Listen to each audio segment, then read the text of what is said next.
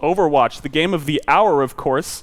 And who better to talk to about Overwatch than Mitch Leslie himself? It's great to have you on the show, buddy. How are you? Yeah, I'm good, Basti. Nice to see you all dressed up for once. The other way around. I Last try. I was here, I was dressed up, and you were obviously running things behind the scenes. That's right, yeah. You're always dressed up when you go into the stadiums for your big hosting jobs and stuff, right? I mean, Overwatch, of course, your game. You were here for TakeOver in That's May. Right. That was it. That was the first and the most recent time I was here. So that was a fun few days. A little bit different than your average esport event, huh? Yeah, it's safe to say. Yeah, especially from an ESL backing as well, where we're very much collar done up and very serious. Yeah. It's kind of nice to unwind and still enjoy some esports. So. It is indeed. So it's your first time on a talk show in general, or have you been on some talk shows? Yes and no. I've done a couple here as well, but none as flash as this one. Have you seen of the couch, course. by the way? Classic, well-placed Take TV pillow as well, guys, just so you know. No, it is. It's nice. I'm comfortable. The lights aren't even too strong because your lights out there when we did the takeover were like nuclear fission. In your face, basically. Yeah. You can't see anything but the camera. It's all planned, of course. Okay. So we just saw the Overwatch trailer. Yeah. You've been on that game, or all over that game, rather, I should say, for over a year, right? Back in the beta phase. I actually talked to Jason about this last week. Right. What was it? The Overdrive? Yeah, Overdrive is the called? YouTube channel we had going. Yeah. Why'd that stop, by the way? It was just busyness, I think, generally speaking. We sort of, the problem, the initial model for Overdrive was that we'd sort of give people a bit of an idea of what was to come in Overwatch and sort of break down some of the basic parts of the game for them. But that's not really a model with longevity, right? Because now everyone's playing the game and kind of knows that there's going to be tanks that do this and, you know, what the DPS heroes are going to do. So we had to sort of shift direction a little bit. We went to more of putting our VODs and previous tournament sort of broadcast stuff up on there. Then eventually when ESL got involved a bit more heavily, that goes to their channel. So we obviously wouldn't put it on ours because it's obviously their content. And so even now it's shifted even further where most of the time, most of my streaming schedule involves me doing VOD reviews from other casters or myself sometimes as well, where I just sort of look down at the technical side of casting, which is for me the most interesting. So that's kind of the only content that goes up on there now. So we probably need to rethink or reimagine how it's supposed to look before we go again. But it definitely helped us get our feet wet with Overwatch when we were very early on, before the game was even out in beta, like September last year. Yeah, I mean, you started working on it very early on, right? Like when it was basically announced, or the first parts of it were even like visible online, and you've been working on it ever since, right? And it kind of paid off, right? I mean, every big event that's been covered in English, you were part of the roster. Almost, right? Well, most of them anyway. I mean, it is early days yet, and we'll get to a point where we're going to see a lot of these events and a lot more of them. But I've been quite fortunate to have been involved, with the exception of E-League as well. But I got to do, obviously, I was here with the first European LAN event, by the way, which is, we still call it that because it's still relevant, entirely relevant. It was the first, and for many players, one of the fondest memories they have as well. I remember talking to a lot of the guys even now. But obviously, we did Gamescom there as well, the Atlantic Showdown, which was pretty great, pretty intense tournament. And obviously, then it went further down, and we also got involved in BlizzCon at the World Cup. So, yeah, I mean, so far, so good. I've been able to get my fingers, or get my hands dirty with a lot of this stuff, so hopefully more to come as well. Yeah, I mean, you just mentioned BlizzCon. I had to talk about, we have to talk about BlizzCon, right? I mean, I talked about it with Jason as well last week, right? And he said it's like this once-in-a-lifetime experience, right? I mean, you're at BlizzCon, right? You have to go to BlizzCon once in your life, basically. Have you been before? No, I mean, I never had cause or reason or the capacity to go there, really. Especially as a young bloke living in Australia, it was not really going to happen. It's hard to justify getting yourself across that far. And then I think in my first year here in Europe casting, I just wasn't really involved with any Blizzard titles at the time. I was actually doing the World of Tanks Pro League and a couple other things here and there, just being the sort of the Swiss Army knife of casters at the time. So first chance this year, and it definitely has to be seen to be believed sometimes, I think. So a lot of ESL casters in general have like this wide array of games that they cast, right, that they can cover. But yours is actually a little bit wider even than a lot of others. I mean, I have this list right here with all these games that you played. I mean, League of Legends in there. We know you from Counter-Strike events, of course. World of Tanks, as you said. I think the first time I met you even played Paladins on PC or something. And then competitive Call of Duty even is listed here. That's where I started off, in Call of Duty 4. So back best in 09. game ever, by the way. Yeah, and a lot of people still saying that, right? We're still waiting for the next PC revival. And even we saw IW come out with the remastered COD 4. Not quite the same. It was actually the Quake engine that really made it. for us COD players, the way Yes. the way you can move around the map and how that works. So You played Unreal Tournament before as yes, well, right? that was like when I was a young bloke, really not any idea out of how to play FPS. I was like XX Reloaded, XX or something. That was my name or something like that. And I was going around public service just being a general nuisance. But that was my, I guess, first introduction to FPS, and that was UT99, Game of the Year edition it was. So of course. even amongst a lot of gamers, I'm still a later bloomer in that regard. Oh. I lived in the country, so like getting on the But internet this was is back hard. in Australia as well, right? This was in Australia. So we had dial-up for many years, and some households still do. Fix that, Turnbull. So obviously, good connectivity and the ability to play online games was very hard. And obviously, when I played World of Warcraft, it was on the US servers as well, which is a nightmare. But I used to sit there and wait for the dial-up sounds to go through. No, really? My mother would come after an hour and rip the cord out and be like, "Your game time's done." I'm like, "Mum, I can't save online games. I don't know what's going on here." But yeah, Unreal Tournament was the first. COD 4 was my first real love as an esport game, though. Mm-hmm. Yeah. So that's kind of where everything went to shit. All downhill from there. So back to esports, of course. So have you ever had the same passion again for a game since then? Because we all know how it is, right? Like that first game that you really touch, that you're super into, like getting another game onto that scale is very difficult to find. Right? I don't know if that's even possible, to be honest with you. I think, like your first love in that kind of regard is very hard to sort of replicate the feeling. It's like going back to your favorite theme park when you're an adult now and seeing it's not the same. If I went back and played Call of Duty 4 now, I'd be like, in fact, I have done that recently. We had some gathers with Pansy, who's also an old COD 4 player machine in the office.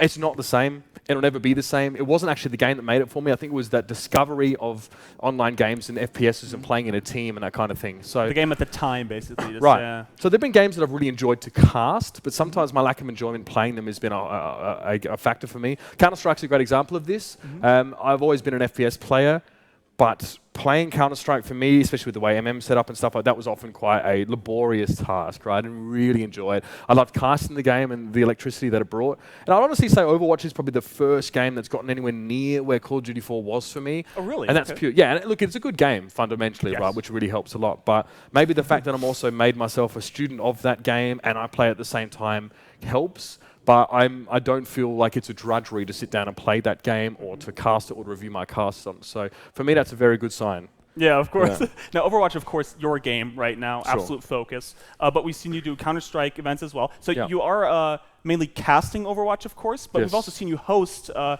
think that was like an ESL Cologne, even, if I'm correct? So, yeah, I mean, I actually got in on the ground floor at ESL from hosting, not from casting.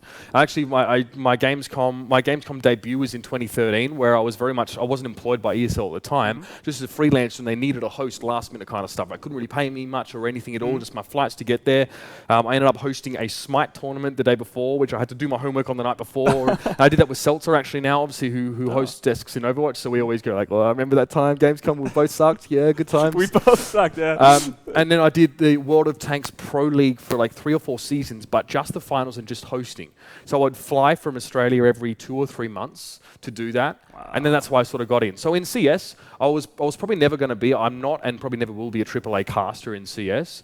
I would probably say I'm a AA if we're going to use that terminology. Like I was decent, and I am decent, I guess, with that game, but it never really took me, I guess, in the way that it has other casters that have made it there. So at the major in Cologne, obviously this year, I was technically I was a host, but I was on the crowd side of things. So I'm in the crowd, getting an atmosphere and linking the viewer experience in the venue to the game, to the stream, and then Paul's on the stage doing the stage hosting. So that was good for me. I think one of the wildest moments of that tournament was I had to conduct an interview, or just like a spot where I was going to talk about how Virtus.pro was doing in this game against SK. And I had to do it in front of the Polish area, right? There was a Polish part of the crowd because they are very attractive to Poles. And they go wild, by the way. They go insane. Which is why there was a Polish quarter, because it's kind of repulsive to people that want a more sedate viewing experience, right?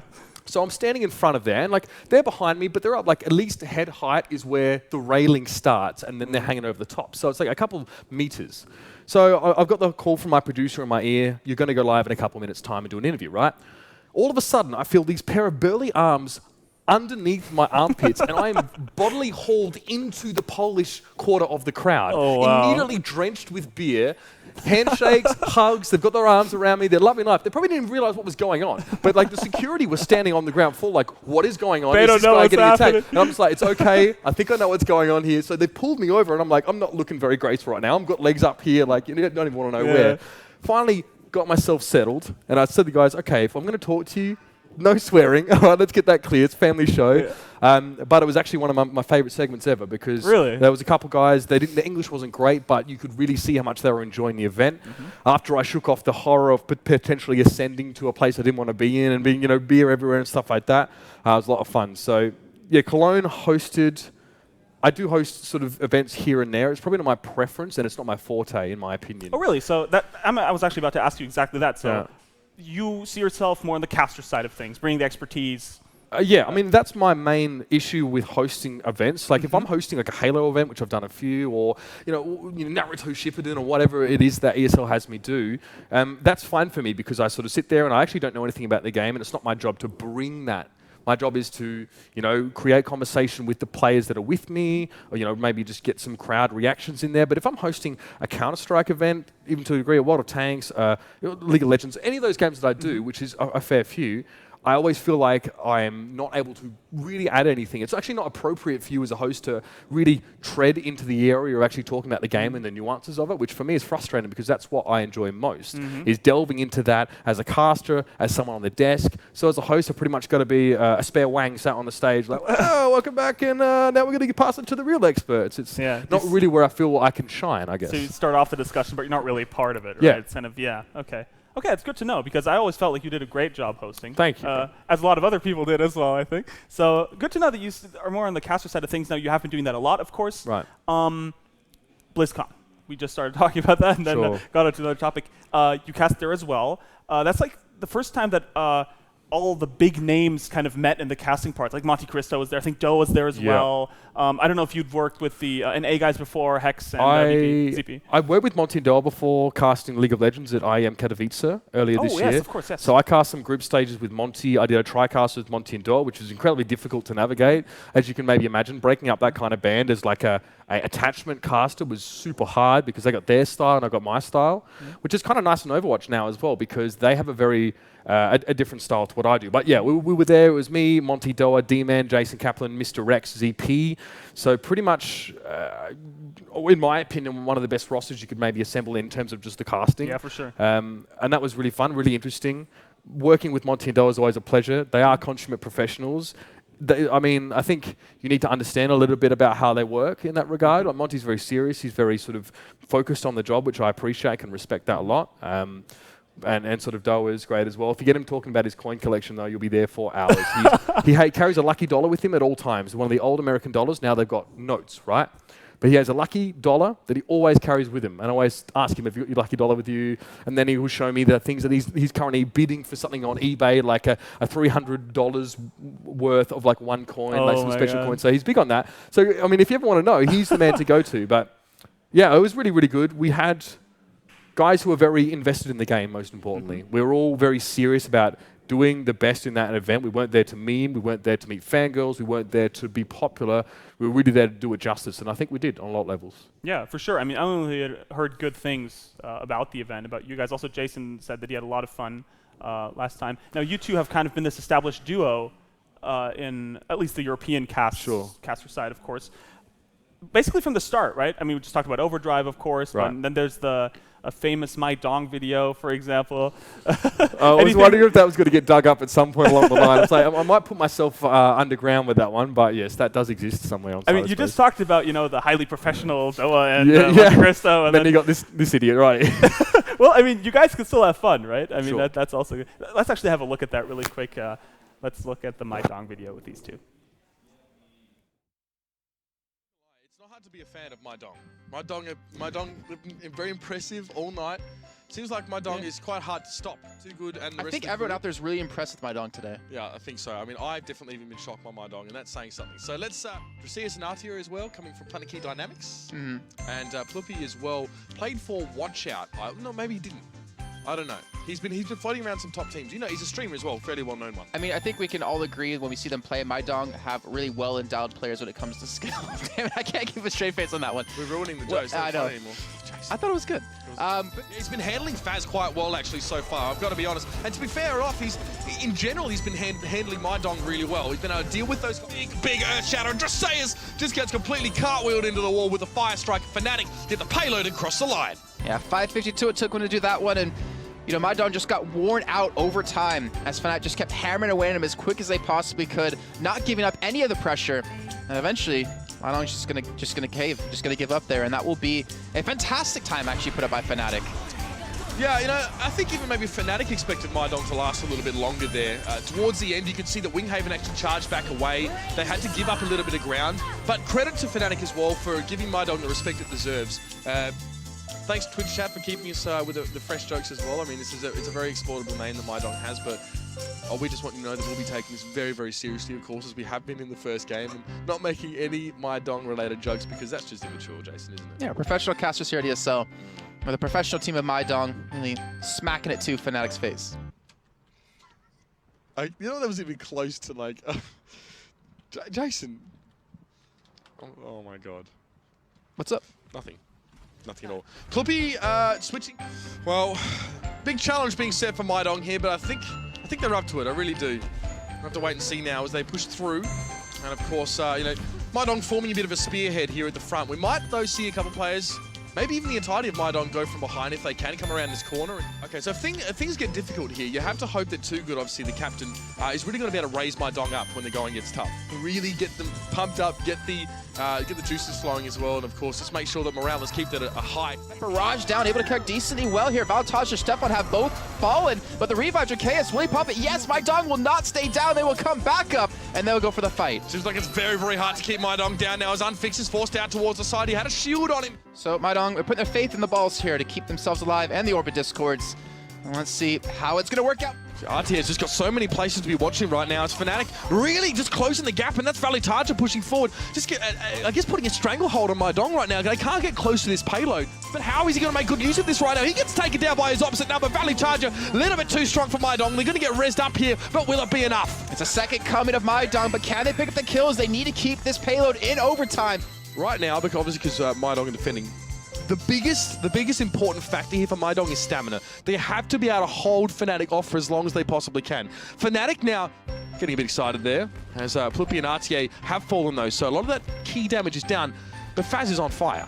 Yeah, definitely. MyDong can't be too excited, or can't get too excited. This game could be over. Yeah. And Fnatic just get this first cap. Looks like. Now, what cracks me up more about this video than the actual content itself is the absolutely superior editing you guys have just thrown out there. So you and Jason edited that. Right, so we sat down and attempted to cobble together some of the clips for it. Obviously, this is a tournament that we did way back towards the end of the beta. That's why the UI looks a lot different than it was. It was Too Good's team. He obviously made the name to mess with us as well as casters, so we thought we'd try and throw a little bit back and not take it too seriously. But yeah, we normally I don't edit very well, so I was more of the advisory one. I was like, I have this sweet meme. You should definitely put a picture of Too Good and a hammer coming down on his head, because that would imply so much. Or someone doing this with, I don't know. We couldn't edit, but we had a lot of fun with it. And yeah, Jason decided to put together a bit of highlights for it. So not the only blooper content on the channel, I guess, is there's some funny stuff there as the channel does slowly sink into obscurity. It does still, maybe, you know, for me, I still cringe a little bit now as I look at it. I mean, obviously we're forcing the joke, but it was 4 a.m. in the studio on a Tuesday night. We were delirious. It had been a long tournament, not managed that well because I don't think they intended it to go as long as it did, but it did. And that was like a lot of the tournaments back then, because we were still figuring out how long games were supposed to go for and what was going to look like. But what the right format is. Yeah, I was hoping that it wouldn't come up, but there it is. Of course it does. It always will. MyDong. Yeah, I mean, you have to love that video. You absolutely have to. Is it still cringy for you if you see it? Oh, as I said, I think if I watch it right now, I'll just be like, and I thought that was a good joke somehow. Like the second coming of MyDong, chokehold on MyDong. I mean, like, to be fair, we were already rinsing and recycling the worst of it there as well with the cast. But you know, we did okay. We didn't laugh, and we did it on the spot. So I mean, happy for it. Also happy for no one to ever see it ever again. So, you know. You can actually YouTube that very easily. So just, look for MyDong. Check it out, or just rewatch this video, of course. So you and Jason, of course, I love seeing you two as a pair, right? Because you have like Don't this, do that. Can you not do that? I love doing this. I love doing because you have like this love-hate relationship going on screen, right? Yeah. Is it the same way in real life as well? I think I've it's heard Jason's version. Yeah, it's a bit of. I think it's a bit of shtick sometimes as well. Like, to be fair, when I first met Jason, we hated each other. Really? Absolutely couldn't stand each other. We were Why? in the big office at ESL. I don't really know. I think he rubbed me out the wrong way and vice versa. The thing is as well, when you got an American guy who, like Americans, I think they can have sarcasm, but they like to talk big, talk loud, talk in superlatives, right? So, like, this is the best thing ever. This is the greatest. And when Jason goes back to America, he's like, this is the best food ever. Oh my God, America's so great. And just tells me how good it is. Australians, by our humor, like to take people down a peg because we're quite self-effacing about ourselves as well. We're like, yeah, I'm an idiot, or I suck at this, or whatever. And we do that to our mates as well. So if anyone in the group gets too big for their boots, then we're gonna bring them down like it's an episode of Attack on Titan. You know what I mean? Like that's how it's gonna happen. So for him, when we first met, we didn't gel because he was American as heck, and I was very Australian, where my humor is very dry, very sarcastic. A lot of that maybe he didn't engage with well, or maybe it went over his head. But first week in the office was interesting, but we soon found out we weren't so different, I think. And we've had our ups and downs, I think. It's an interesting relationship because Jason and I spend a lot of time together even outside of work, right? So obviously as casters as well. What do you do? Then just hang out? Or? Well, yeah, to be honest, we do. I mean, we get on each other's nerves a heck of a lot, but even then as well, we still end up coming back to sort of where we started from. As casters, it's in your best interest, I think, if you have a partner to foster a really strong relationship with them on and off camera, right? Not too strong, of course, but still to a degree where... Hey, I mean, no judgment. To a degree, let's never talk about China. To a degree, though, where we can actually almost know what the other guy's going to say next. So we go to the gym together. We're gym buddies, as it were. I think that might be the term used. And we often talk about what we want to do in the future and as casters as well. Because for us and for a lot of people that work in esports, work and life, it's a very hazy line. Very hard to sort of separate the two. And I think we're happy with it being that way. I think a lot of esports people kind of have to have it that way as well. I'm seeing you guys around here as well. I know how much a part of your lives it is to be part of Take TV and stuff like that. But so for me, we've definitely have our ups and downs. He, for some reason, thinks I never hug him, which is bollocks, by the way. Bollocks. Because that clip where when I watched the show and he said that I never hugged him, I hugged him the prior weekend at BlizzCon.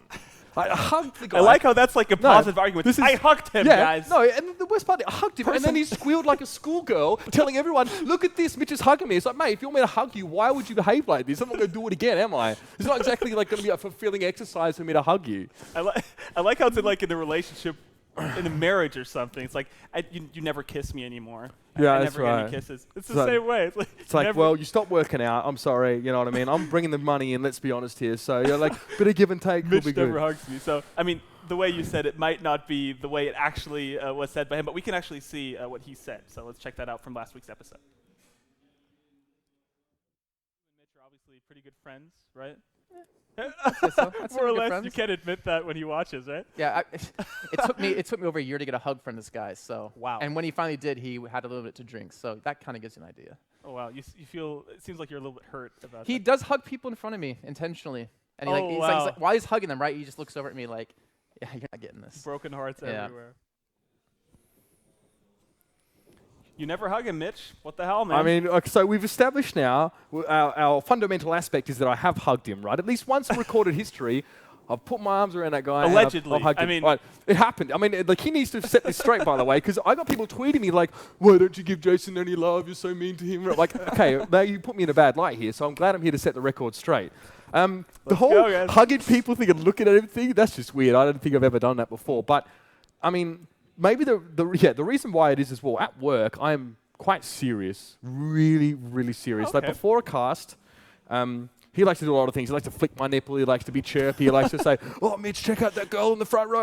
I'm sat there, right, trying to get ready for the show, and I take it very seriously because, I mean, this is all I have, to be honest. When I left Australia, I put everything behind. So on a slightly heavier note, that's sort of why I'm very sensible. So the 20 minutes before a cast, I almost wish I could hang a do not disturb sign around my neck, just so people know that, because I'm very much focused. I'm not rehearsing anything, but I need to clear my mind and not be overstimulated before I go on a cast, so I have an idea of what I'm doing. So at events, I'm quite direct and to the point about when I'm casting. And Jason's not quite the same way. For him, maybe as well as a caster, like if you're nervous, like you want to play off a co-caster so you're not nervous. For me, it's not nerves when I'm quiet. I just need to focus on the job, and he might be a little bit more chirpy. So the one, I know why he's upset about this, and I remember because he said it to me one night. And this is ridiculous that he says only hug people when I've had a few to drink, by the way. I don't really understand where that came from. I'm looking at you, mate. But yeah, in China, we just... Oh, yes, juicy. Yeah, juicy. right, Let's go. The China story. So there are China stories. So, I mean, we can get onto them later. But the one that's relevant to this conversation is that after the finals of APAC, right, 2 weeks, we got slammed. Like, it was 8 hours a day. I lost my voice somewhere in between. I spent like 3 days in bed just trying to recover, right? I like China, but Shanghai is tricky to navigate as a foreigner and also to understand, like, and the weather is quite harsh. For me, my voice got wrecked fairly early on. But we finally got, I spent 3 days in between just trying to recover because of the air. And I'm also, I'm more of a sprinter than a marathon runner as a caster. I've heard about that, though. The air is supposed to, really suck there, surprisingly bad. Yeah, and I don't know if that was what it was or just me generally not being that healthy, because also, finding food that I sort of could stomach or wanted to eat or even could understand menus was quite hard to do. So getting good meals that wasn't Burger King all the time in China can be tricky if you don't have someone to show you. It's really not that international, even in, restaurants around, It is, but it's really? all the crap food, right? It's like Burger King, Starbucks and stuff like that, which is fine. But I mean, at one point, it was Enigma from Team Energy actually, who speaks Chinese, showed us some street food. We had some of that. It was good. But point was I was feeling pretty sick during it, and by the end, we were quite tired. The grand final just happened. People were popping bottles and confetti, and Rogue were the winners. And Jason turns to me like, "Good job, man." And he's like, got one hand here, and he's kind of gone like this. So I've gone for the bro shake, like, let's go, bro, like, bro it out, like a sort of, or a pat on the back or whatever it was. And I guess he was expecting a hug or hoping for a hug there, which is fine. I don't really have a problem doing that. I wasn't in the mindset because I need to decompress after a game and drag myself out of it. So I'm not ready for the nuances of social back and forth and what he expects and what he doesn't want. So I've gone in for the handshake. He was like, yeah, cool, man, cool. And then now down the track it comes out that I haven't hugged him and he's not happy about that one. I just love that this is even a topic, It's just and then when he does that, he milks, he's like, why did you hug me? And I'm like, Jason, I'm not having this conversation with you. Like, we're not having this conversation. So maybe now it's developed into something more than it perhaps was. But I hugged him at BlizzCon. It happened. But then he squealed like a schoolgirl, started jumping up and down and telling everyone to look. So, I mean, sorry. Come on. That's not exactly a pleasant experience. True. I feel like there should be this hug calendar for you guys. So you can so both of you can come back to that. Yes. Hey, I hugged you 2 weeks ago. That's right. If I need to keep a tally, I will do it. If it means that much to him. I don't know what it was. I was in the room in the hotel while Jason was talking to his parents, and he clearly gets enough love from them. They're very lovely. So I don't know why he's lacking hugs or anything like that from me as well. Maybe he hopes this relationship would go to a deeper level. But again, when I'm working. It's very much a different story. So perhaps that's why he thinks I'm a little bit cold. But he should know better by now. Apparently he doesn't. I mean, that's fine. That's fine. I mean, I've set my bit, and we'll come back and discuss it there as well. Maybe he's just trying to call me out. Maybe we'll have you here together at some point. That'd be hilarious as well. On the couch. Yeah, that'd be Great pretty idea, good. yeah. The caster couch. Yeah. Good times. So as you just said, you moved to Cologne from Australia. Yes. Obviously, Jason coming from America, so kind of meeting in the middle, if you will. How was it moving to Germany? I mean, you just said that you take it very seriously, right? Because you moved that far away. But I mean, it's a completely different part of the world, right? Yeah. But then you're still in esports, so it's also kind of the same thing. And then Right. TSL, so a lot of different topics to be talked about there. Yeah, I mean, it's really important, I think, if you move to a foreign place, or especially where the language spoken is not English, is you need to adopt where you live, right? You really need to get involved in the place you are, because you're going to put yourself in a bubble and you're going to be very lonely.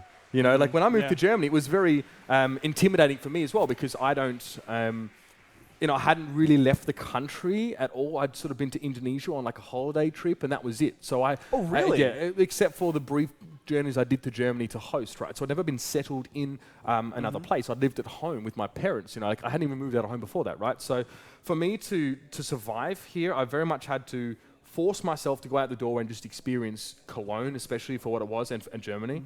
Luckily, Cologne is an incredibly welcoming place for people that aren't German or aren't from Cologne, especially. Yes. The percentage of people under the age of 21 that aren't German is like 49%.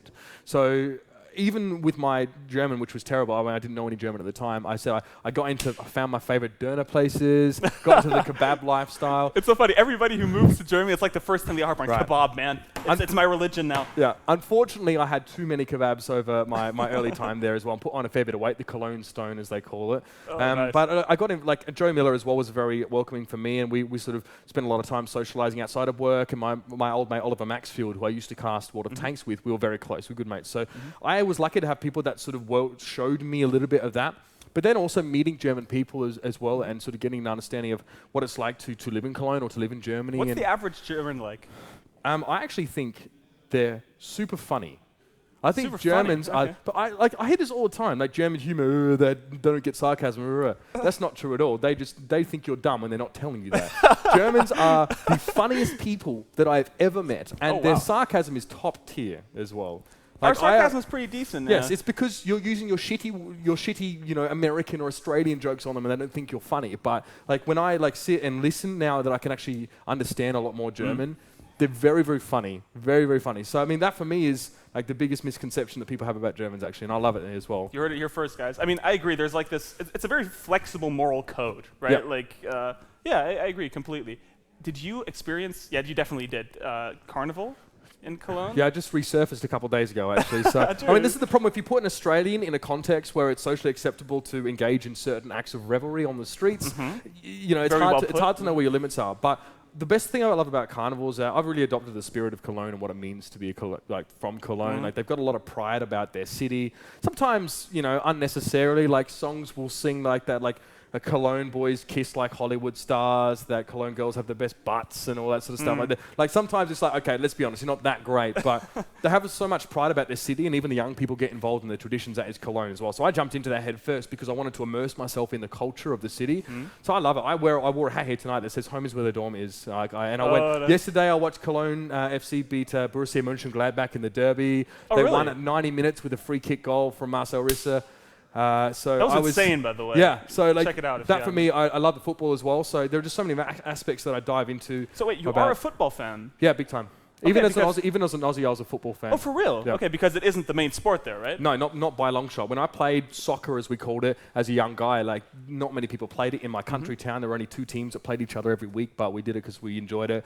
Now, like Australian soccer or like Australian football has a bit more traction, and Adelaide has a very good team, which is where I'm from. So I used to go and watch that with my friends, who most of them were European or half European, like their families. So they brought that culture. There was a Greek guy, an Italian guy. My family is half Hungarian as well, so it was a to European sort of thing going on, but I've always been a football fan. So coming to Germany and being here that's one of the best fits you can find. Exactly. I mean, if only Bayern didn't win the league every season, it'd be more interesting. But I mean, preach, man, preach. Yeah, I dived into the Cologne lifestyle and the Köln FC mentality. Is that your favorite club now? Yeah, or? by far. Oh, really? Okay. I live in Cologne, so why not support them as well? But their logo is a freaking billy goat, and I went to the zoo actually, and I went and saw the billy goat that is the actual billy. Hennis, Cool. Right, and Hennis, I think it's Hennis the 8th now, and whenever Hennis gets too old, they get a new Hennis. They're like, hey, it's a new Hennis, and they literally sit him on the side of the field, and they feed him like greenery. There's like a cart that's sat there, and someone in very official like Kirsch uniform, which is like kind of a Prussian army style,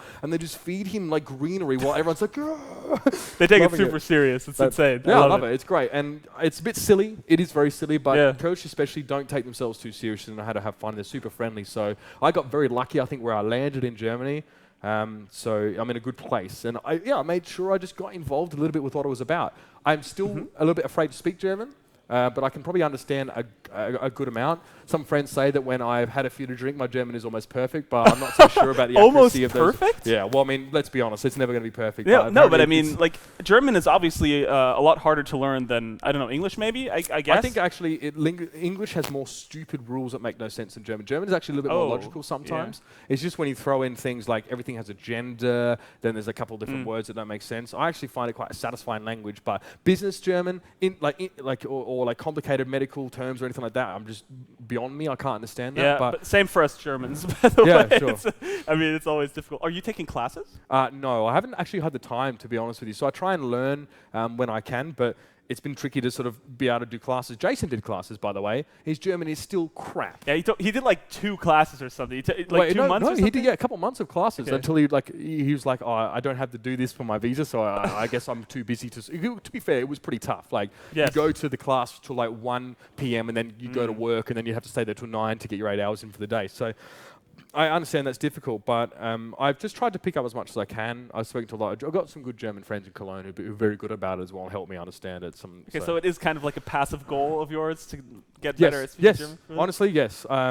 For who knows how long I'll really be in Germany with where the industry is going, but the longer I can stay, the better. I've really adopted this as like a place I love, and the weather is crap, though, let's be honest. I look like... Mate, I walk out my front door looking like a sugar lump with the amount of clothes I've got on. And people in the street laugh at me because of how many layers I'm wearing. Like this Russian fur hat, fair, 3 though. coats. I mean, you're from Australia. I mean... Yeah, well, no one knows that when I'm walking past. They're like, look at this dickhead. So, and when my brother came and stayed, he wore flip-flops. He wore flip-flops around everywhere. And he's like, oh, it's fine, man. It's totally fine. Yeah, it's cold, but I can handle it. Went home, got sick for 2 weeks, and was laid in bed. Oh, like, nice. Must rug up in Cologne. And for Aussies, where it's like average 30, 35 degree temperatures, you don't. Well, in summer at least, you're not used to this kind of weather at all. Yeah, not at all, of course. Yeah, well, that's great to hear, man. I mean, Germany as a country feels like it's very welcoming. At least we feel like we are welcoming overall. We haven't had too many Australians over, though. No, that's right. A lot of when I say, like, I'm from Australia, they're like, oh, Australia, you know. Yeah, like, yeah, all right, a fucking kangaroo to work and all that sort of stuff. But no, they're generally very, which is great, you know what I mean? I find people in the North Rhine especially are more interested in what they can do for you than what you can do for them when you first meet them. Oh, okay. And so that's an incredibly refreshing thing. Aussies are not like that. People think Aussies are friendly. We are, but not that friendly. But people are genuinely charitable in this part of the country, at least. I don't know much about the rest of it. So it's super easy to assimilate and be accommodated by people around here. So good to hear. Yeah. So rate German beer from 1 to 10. Kolsch doesn't count. Kolsch always counts, mate. Let's be honest. People hate Kolsch. Well, okay, all right. So Australia obviously is a culture that enjoys beer. Yes. Problem is that water tastes like trash because it's mostly piped around the country for large distances because we don't have a lot of water, right? So when I lived in Port Lincoln, which is a very small town of about 20,000 people at the very bottom tip of South Australia, our water was piped from Adelaide, which is the capital city, which by car is about 800 kilometers. So it tasted terrible, right? German beer, in my opinion, is very good. I don't think it's better than Aussie craft beer. Like good craft beers in Australia are really, really good. And I used to work in the liquor industry a lot in like the fine wine and beer sort of section. Oh, you worked there? Yeah, What'd you do? I started off as a trolley collector at a shopping center for a liquor store. And when I got old enough, I went to stacking the shelves and stuff like that. And then I went on to work as a proper staff member. And after a year, I was actually working as the fine wine manager of that store. The fine wine manager, yeah, I did a bunch of courses. So dope. Yeah, and I got like a amateur sommelier's ticket, which is like the guy in all the restaurants who chooses the wine for you, right? And I never did that, but I had the qualifications. So because I ran a lot of tastings for people that came into the stores and stuff like that. Had one occasion where a winemaker came and had me taste his wine with him and tell him what I thought, and he sort of quizzed me on it, and he didn't tell me he was the winemaker until after. So if I had lied or said anything, wanky as a lot of wine tasting people do, he would have killed me there. Did you pass the test? I did because I didn't know why, but I just was quite honest about it because I just knew it could come back to me. I'm not going to say this is good wine when most people know. He looked like a farmer type guy, so he could have been a winemaker for all I knew. So I'm like, yeah, it's okay, but this, I said the last vintage was better or whatever like that. But yeah, wanky wine talk, but I used to work in it. I think beer in Germany, I think the general beer you can get, if you want to exclude Kolsch, that's fine. Is better than the general drinking man's beer in Australia. Aussie beer is okay, but if they get themselves around a Bitburger and a Beck's and stuff like that, it's a lot better. We have Beck's and Heineken in Australia, but it's brewed under license, which means that it's our water, it's our materials, but their recipe. So it's not the same. So I never got to taste proper German beer until I came here. Wow, I didn't notice. Yeah, and it was very, very good. So I'm a big fan.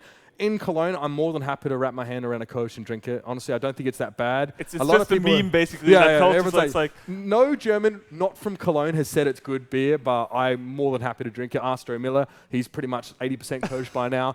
Not by culture, but by the drink. Of course, just by the drink. And he's obviously forbidden. It's actually, that's what's great about esports, right? Like, people from all around the world kind of come together and even work together in Cologne, of all places. I know, right? I never would have thought it, but it's a cool place to have a clash of cultures, I think. Yeah, very true. Yeah. So you just said liquor store. Is Australia like the States, basically, where there's actually liquor stores? Because here in Germany, there's no such thing. No, really. I mean, there are, but you just go to the supermarket and buy everything. Well, yeah, no, supermarkets generally aren't licensed to sell liquor. Okay. We don't have kiosks everywhere. It's not really the same. They're not as they're not as, I guess, prevalent anyway. That's also kind of a German thing, right? It's like, this is a place because everywhere, only in Germany could you walk out the door, crack a beer, and walk down the street. It's obviously not legal in Australia to do that. You don't need to sort of drink in your home or in designated areas. You could do that, kids. Move to Germany. Woo, great. Obviously, and in Cologne, it's great because people clean up the bottles all the time. It's actually quite a clean city, despite that fact. But yeah, so there are stores for it. So there are companies like your Rewe or your Lidl or your Aldi who are just for liquor. So I worked for a company called Dan Murphy's. And they were like, that was what all they sold, really. But also, after that, I worked at a drive-through liquor store. A drive-through liquor store? Drive-through liquor store. Very common in Australia. It's like the dream. Literally, I would lug a carton out of the cool room and just bang it into the back of someone's car, take his money, and off he goes. That's Super a common thing in Australia. Absolutely. It's the first time I've heard of it here. Everywhere. So I worked in one of those, right? Sort of sit inside, car comes out, what do you want? It wasn't quite like McDonald's level, like drive to the next window, please. But it was more like, they could either get out of the car and come in, or they'd just park and they'd wait and I'd walk over and take their order and sort it all out and then have to leave their car. So yeah, I didn't realize that was so strange until I got here and I'm like, there's no drive-throughs, you know? So. Did you have some sort of lame pun you would welcome them with? No. Oh, come on, really? Not really. I'm like, g'day, mate, what do you want? Like, it was like, he knew I didn't want to be there. I knew that he wanted to be home as quickly as possible, so get it out of the way. It's not like I walked into a Panda Express, actually, in Anaheim when I was there for BlizzCon. And I ate there 3 times, and I could never get used to the fact whenever I walked in, the bloke behind the counter called Lars, great guy by the way, just said, "Welcome to Panda Express," every time I walked in there. And he loved it. He loved it. He loved yelling that at people every time they walked in the store. I could see he was getting like pumped up doing it. So no puns. And in Australia, you'd get just torn to shreds about that. It's like, what you're doing, you idiot. Like, you know, we're very business-like about that. So no cheesy lines, thankfully. It was very much just like, here's your beer, off you go. That's pretty cool, though. A drive-through liquor different. store. It's not easy. Logistically, it's quite tricky, and I'm lugging stuff back and forth through the cool room all day, but it was living. I did that while I was at university, so I did it on like Friday, Saturday night, and then university from Monday and Friday, so the dream. Doing the real work here. I mean, not everybody's actually worked a real job before, so there you go, especially not in esports. Ask Jason. What did he do? Nothing. Literally nothing. I don't think Jason's had a real job before. I didn't ask him. I had to check that. He was a YouTuber actually, and quite good at it. He did like a Mythbusters for League of Legends and did some like interviews with pro players. But I don't necessarily know if Jason had a solid job before that. You might want to check me on that one. But because when I talked to him in the office, I'm like, yeah, but you know, didn't you ever have an office job or anything like that? He was like, no, not really. Maybe he was a receptionist or something. But yeah, from what I know, never nothing solid. And actually, that's actually not that uncommon for esports people. That's true. Yeah. And you can see it in work ethic and stuff like that as well. Like Lauren, for example, used to work for the British government and deal with like pavements and infrastructure and stuff like that. I didn't know. She was like a really Pansy, really serious job, quite high pressure, and she had to manage a lot of people.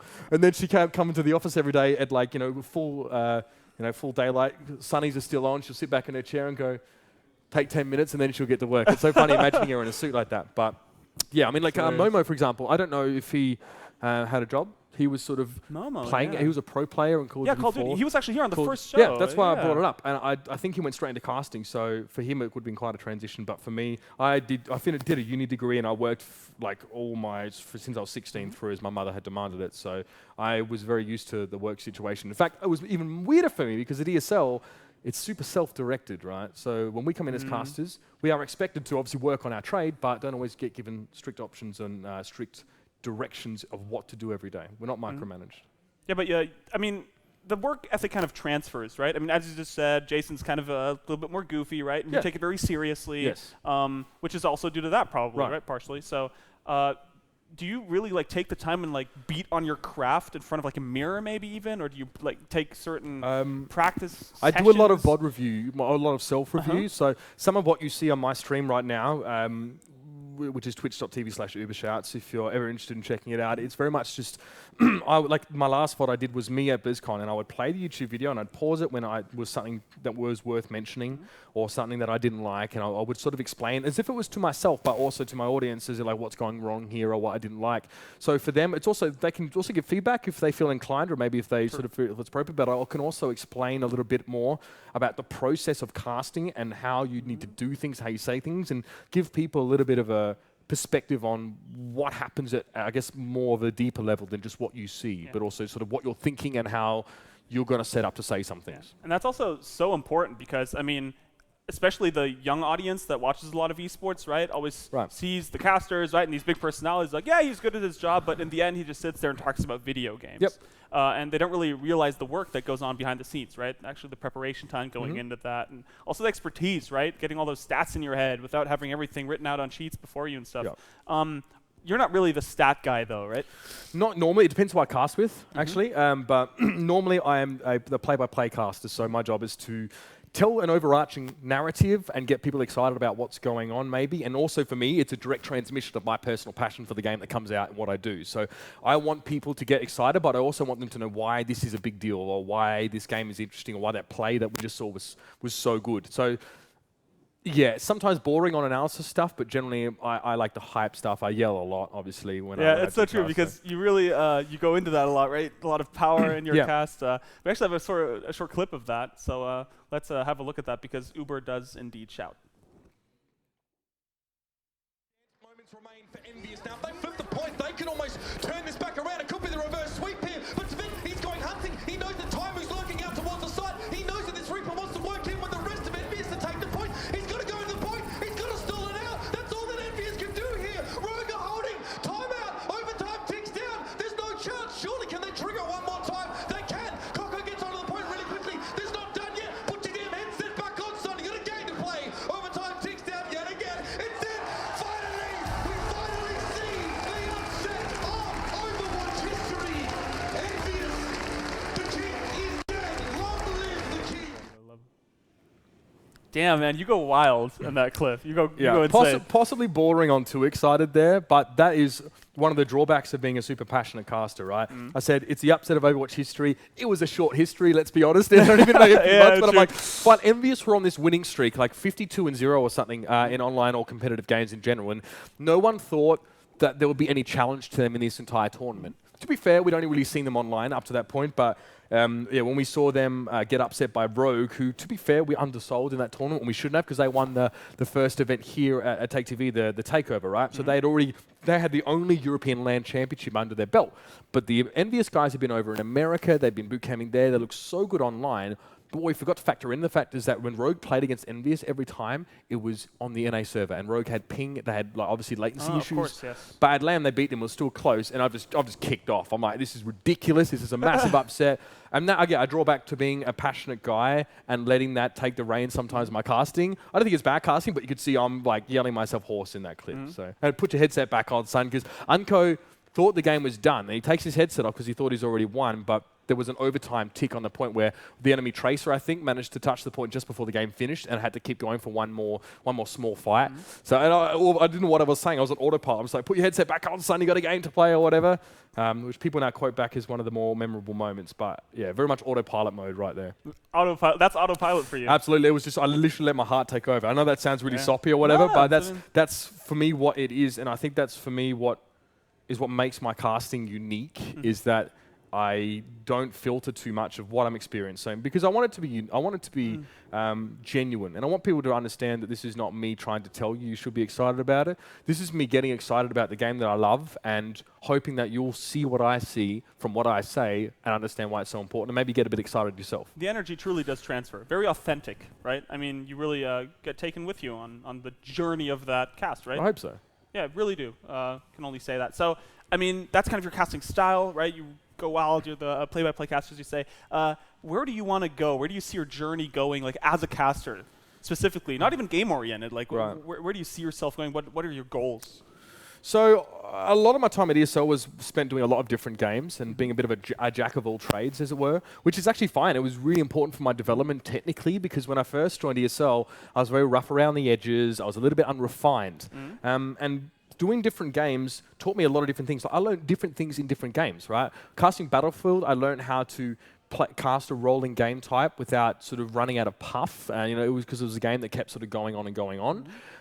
Where I was maybe used to more round-based games, and then League of Legends helped me learn how to build up into a big story and not blow my load too early casting-wise. I get too excited too early.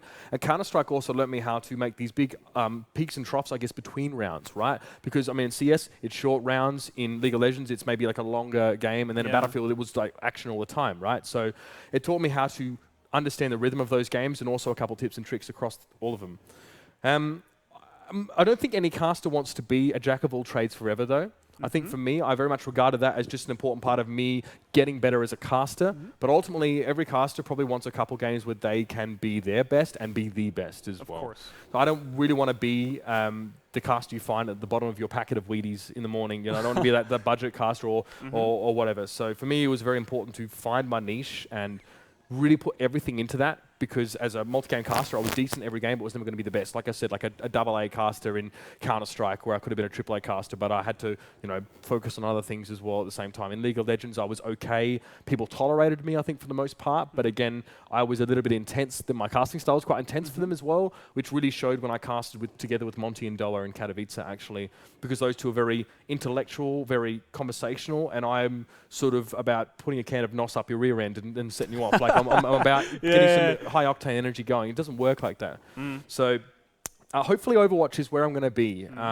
I think I put in a fair bit of work early on in the title to try and, I guess, set myself up, have a little bit of a following from people. And not that having fans on Reddit is important, but it's also important to show that I'm serious about this game and about developing the community and walking alongside the players and the fans and that as well. I adminned and ran many tournaments. I dealt with players one-to-one about issues and concerns. So I didn't just cast with ESL. I made sure that everyone had a good experience. So the players appreciate that, and I get along really well with them as well. And hopefully the viewers also, enjoyed that factor of me casting. So next year is going to be an interesting year for Overwatch in terms of, we've just heard the whispers of it. But for now, I've got some cool events coming up for Overwatch, which I'm just going to try and hammer out and do my best on. And then, the next year is still very foggy in terms of the specifics, I guess. We'll see where it's all heading. I mean, you just said that you consider yourself like a AA caster in Counter-Strike, but you're definitely a AAA caster right now for Overwatch. And there's a lot of stuff happening, as you just kind of said. Sure. I mean, DreamHack's coming up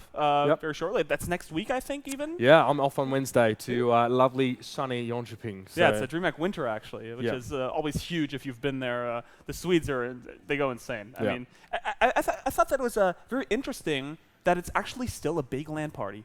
Like, the halls there are insanely full. Like, the actual LAN halls, it's crazy. I think DreamHack have done a great job of remembering their roots and remembering the people who made DreamHack what it is. And what impresses me is that they do that, and they also put on world-class esports events, right? That's a lot of infrastructure. I mean, there's like a whole line set up just for DreamHack. Like, it's like a city's worth of internet being used over that period. Yeah, it's insane. So I'm super hyped for that. I've never been to a DreamHack before, but I used to watch every DreamHack for CS. Yeah, I've never been there yet. Hopefully, this will be a good experience. It's going to be cold, but I've always loved what DreamHack have done.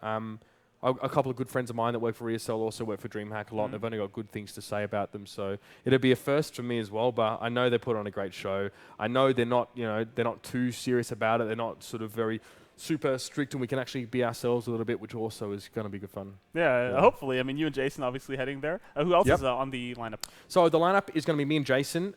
It's going to be ZP, and for his first time hexagrams, so he'll be doing his first event. Actually. Yeah, it will be his first live event ever, because he missed out on E-League, and in my opinion, Hex is an excellent color caster. Really, really good.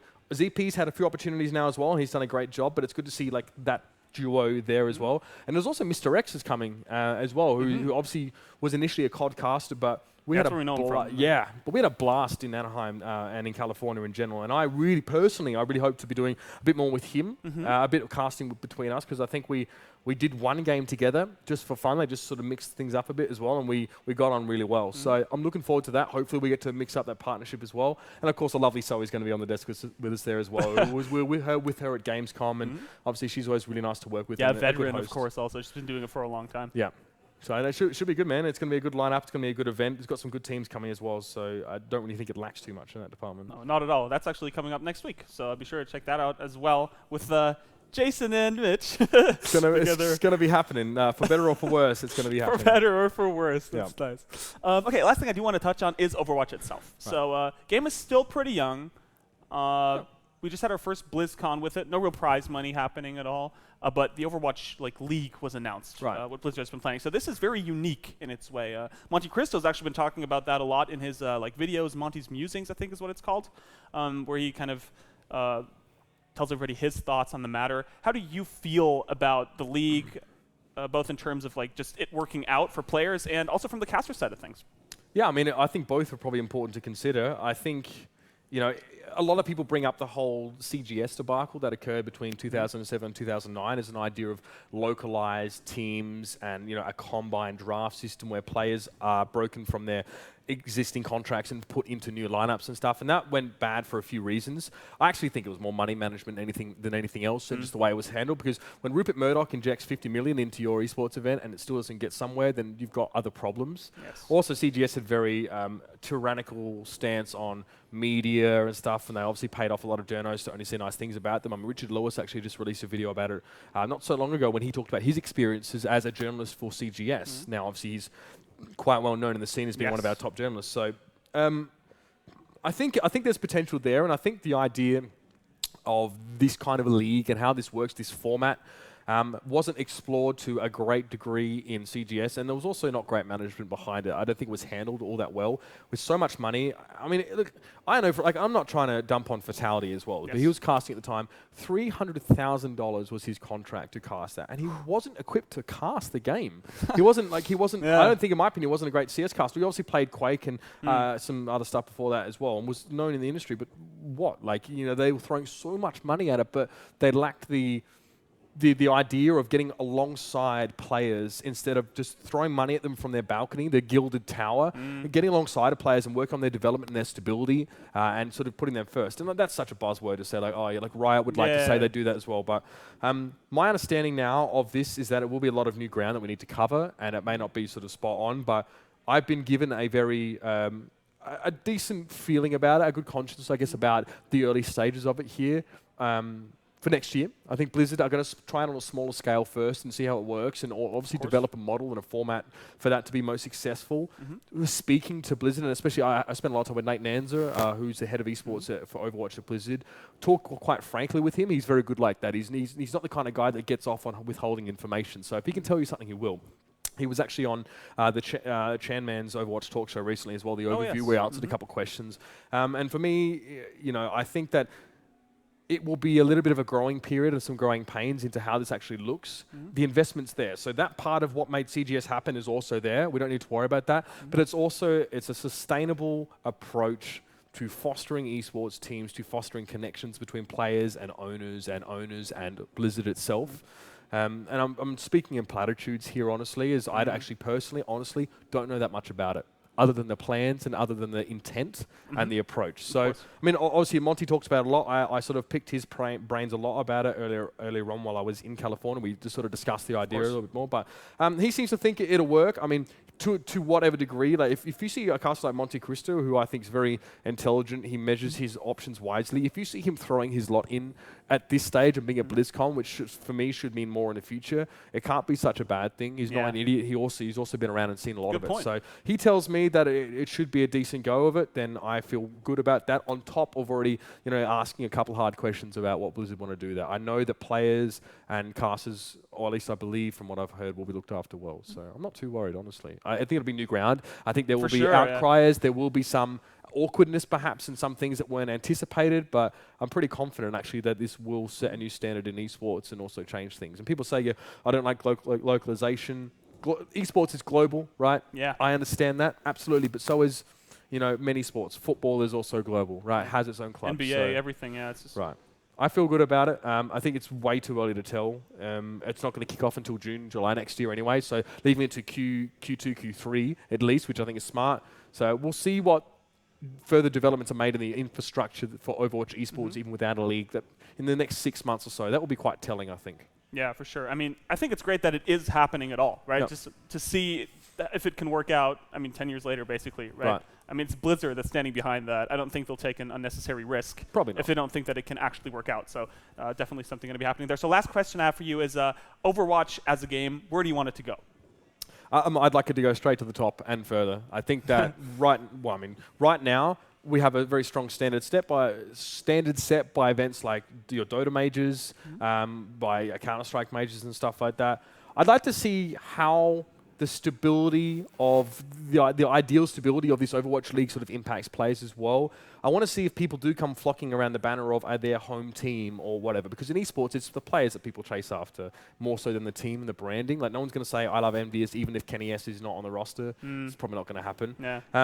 But I want it to start to, and we don't need to be the same as worldwide global sports or traditional sports, but I'd like to see Overwatch be a front runner in establishing the standards and practices that we do see in traditional sports that work positively, right? So the federations and and ethics councils, infrastructure in terms of making sure everyone gets paid correctly, because in esports it happens all the time that people don't get paid from every company. I don't. So like people want to say like X company doesn't pay the casters to this event. Well, they all don't. I'll be honest with you right now. Some are just not great at it. So that's something that needs to be shored up here as well. And yeah, the standards and practices that we're going to see brought in by owners and investors from the mainstream sports sector as well. I want to see it now start to tighten up the bolts, get more professional. It doesn't have to become sports centered tonight. It doesn't have to be guys sitting on the desk doing that same thing. But there are a lot of things we can learn from traditional sports. And I think that this is big steps already and heading in that direction. I want to see it maintain its own identity,